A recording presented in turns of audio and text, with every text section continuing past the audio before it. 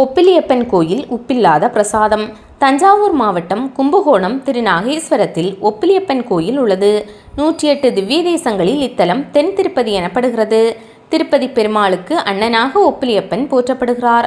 வெங்கடாஜலபதி, திருவிண்ணகரப்பன், தன்னொப்பாரிலப்பன், ஒப்பிலியப்பன், உப்பிலியப்பன், சீனிவாசன், பொன்னப்பன், எண்ணப்பன், மணியப்பன் முதலிய திருநாமங்களால் சுவாமி அழைக்கப்படுகிறார்.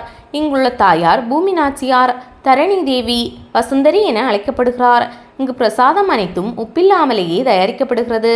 தினமும் பால், சர்க்கரை பொங்கல், புளியோதரை, சாதம், உளுந்துவடை, தோசை, லாடு, தேன்குழல், பஞ்சாமிர்தம் முதலியவை நைவேத்தியம் செய்யப்படுகின்றன. பிரசாதத்தை கோயிலுக்குள் சாப்பிடும்போது உப்பு இட்டு சமைத்தது போன்ற உணர்வையும், கோயிலுக்கு வெளியே சாப்பிடும்போது உப்பில்லாதது போன்ற உணர்வையும் பெறுவது அதிசயமாகும். ஒரு சமயம் மகாவிஷ்ணுவிடம் மகாலட்சுமியை மட்டும் தாங்கள் மார்பில் தாங்கி கொண்டிருக்கிறீர்கள், எனக்கும் அந்த பாக்கியத்தை தந்தருள வேண்டுமென பூமாதேவி விண்ணப்பம் வைத்தாள். அதற்கு மகாவிஷ்ணு, நீ பூலோகத்தில் மார்க்கண்டேய மகரிஷியின் மகளாக திருத்துழாய் என்ற பெயரோடு பிறந்து இந்த வரத்தை பெறுவாயாக என திருவாய் மலர்ந்தார். இதே சமயம் பூலோகத்தில் மார்க்கண்டேய மகரிஷி குழந்தை பேறு வேண்டி தவம் செய்தார். மகாலட்சுமியின் அம்சமான பூமாதேவி குழந்தையின் வடிவத்தில் துளசி செடிக்கு அருகில் இருப்பதைக் கண்டு திருத்துழாய் என பெயர் சூட்டி வளர்க்க தொடங்கினார் மகரிஷி. திருத்துழாய் திருமண வயதை அடைந்ததும் மகாவிஷ்ணு முதியவர் வடிவில் தோன்றி மார்க்கண்டேய மகரிஷியிடம் பெண் கேட்டார். என் மகளுக்கு சரியாக உப்பிட்டு சமைக்கவும் தெரியாது, இத்தகைய பெண்ணை மணமுடிப்பது சரியாகாது என மகரிஷி பெண் தர மறுத்தார். ஆனால் முதியவர் வடிவில் இருந்த மகாவிஷ்ணுவோ உப்பில்லாத உணவையும் சாப்பிட தயாராக உள்ளதாக தெரிவித்தார்.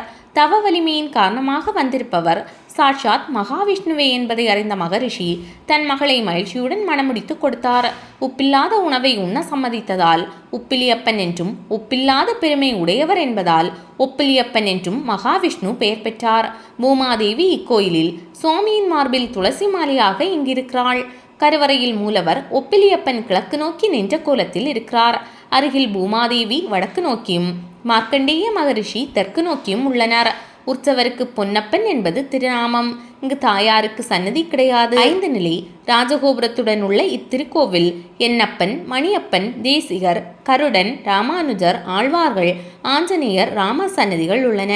இங்கு அதிகாலை 5:40 முதல் 6 மணி வரை நடக்கும் விஸ்வரூப பூஜையில் பால், காலை 7:30 மணி திருப்பாவை பூஜையில் தயிர் சாதம், காலை 8:30 மணி காலசந்தி பூஜையில் தயிர் சாதம், மதியம் 12:30 மணி உச்சிக்கால பூஜையில் சர்க்கரை பொங்கல், புளியோதரை, தயிர் சாதம், இரவு 7:30 மணி நித்யானு சந்தான பூஜையில் உளுந்துவடை, தயிர் சாதம், தோசை, இரவு 8:30 மணி அர்த்தஜாம பூஜையில் சர்க்கரை பொங்கல், தயிர் சாதம், பால் முதலான பிரசாதங்கள் நைவேத்தியம் செய்யப்படுகின்றன. திருக்கல்யாணத்தின் போது லட்டு, புளியோதரை, தேன்குழல், சர்க்கரை பொங்கலும், திருமஞ்சனத்தின் போது பஞ்சாமிர்தம், சர்க்கரை பொங்கல், புளியோதரை, தயிர் சாதமும், சிரவண தீப உற்சவத்தின் போது கதம்ப சாதம், தயிர் சாதம், சர்க்கரை பொங்கல், புளியோதரையும் நைவேத்தியம் செய்யப்படுகின்றன. இங்கு அகோத்திர புஷ்கரணி, அதாவது பகலிரா பொய்கை என்னும் தீர்த்தம் உள்ளது. மற்ற தீர்த்த குளங்களில் பகலில் மட்டுமே நீராட முடியும்.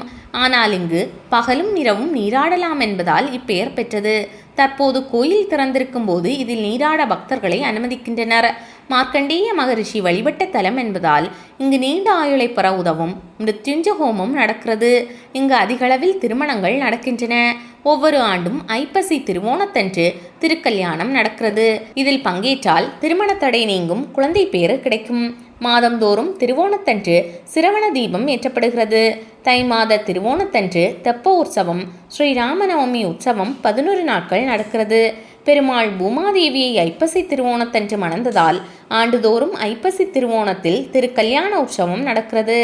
வைகாசி வசந்தோற்சவம், ஆடி ஜேஷ்டாபிஷேகம், ஆவணி திருவோண பவித்ரோற்சவம், புரட்டாசி பிரம்மோற்சவம், மார்கழியில் பகல் 10 ராப்பத்து உற்சவங்கள் சிறப்பானவை. நம்மாழ்வார் 11 பாசுரங்களாலும், திருமங்கையாழ்வார் 34 பாசுரங்களாலும், பேயாழ்வார் 2 பாசுரங்களாலும் இத்தலத்தை மங்களாசாசனம் செய்துள்ளனர். நம்மாழ்வாருக்கு மூலவராக திருவிண்ணகரப்பன், உற்சவராக பொன்னப்பன், மணியப்பன், எண்ணப்பன், முத்தப்பன் என 5 கோலங்களில் பெருமாள் காட்சியளித்தார். காலை 6 முதல் 1 மணி, மாலை 4 முதல் 9 மணி வரை நடை திறந்திருக்கும். கும்பகோணத்திலிருந்து 7 கிலோமீட்டர் தொலைவில் உள்ள திருநாகேஸ்வரத்தில் ஒப்பிலியப்பன் கோயில் உள்ளது.